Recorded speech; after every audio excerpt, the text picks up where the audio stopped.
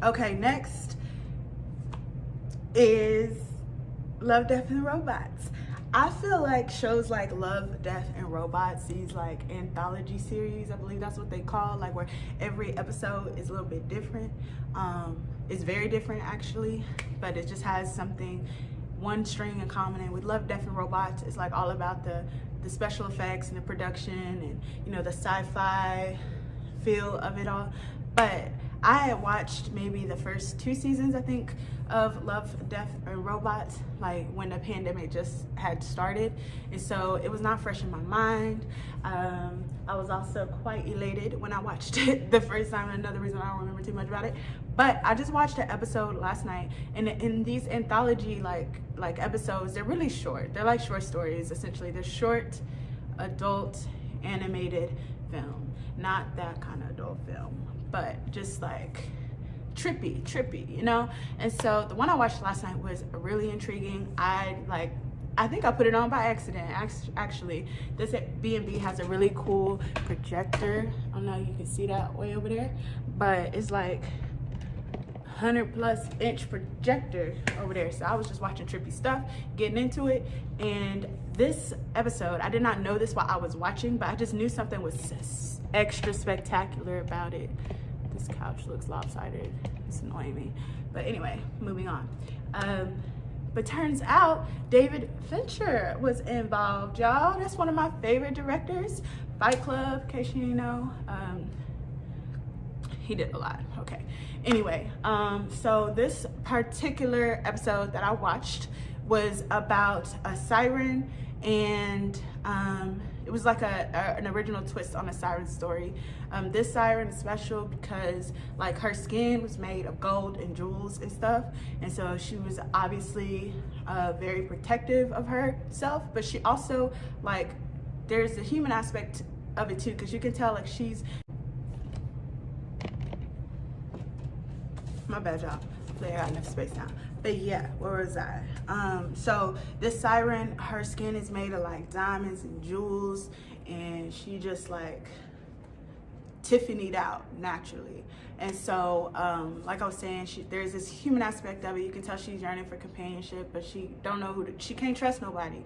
So that part shows when she like basically defeats this whole army of men. And I actually think they might have been out to get her, because like you catch this woman, she a whole treasure chest. So ooh, nice. The metaphors, the analogy there, and just epiphanied it. Anyway, epiphanied it. But yeah, so she basically slays this whole army with her majestic killer voice, literally, except for one. And turns out this one soldier is deaf. So this is why he ain't really, she didn't have as much of an effect on him.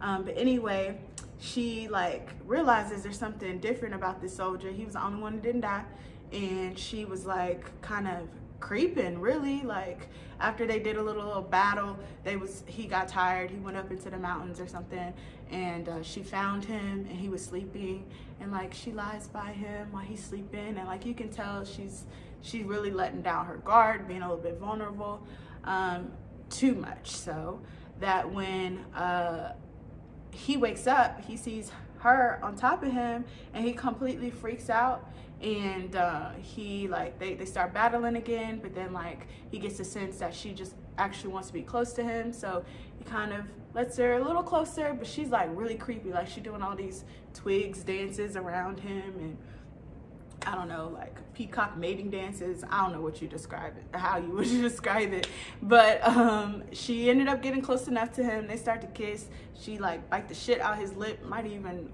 tore half his tongue. I don't know. It got kinky.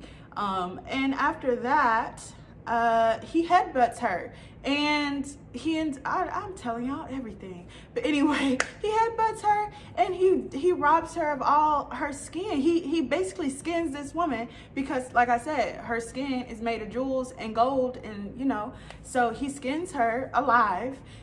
He thinks that she's dead by the end, but he just leaves her there. Actually, I think he just dumps her in a waterfall, and then he's got all of her skin, jewels, and treasures and stuff, and he's like hiking it through. I don't know where he's taking it, but he got the loot.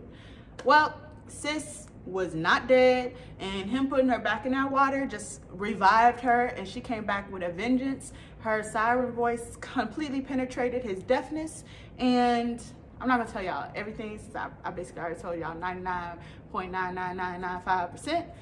You can probably guess the rest, but yeah, that was a moving story, y'all.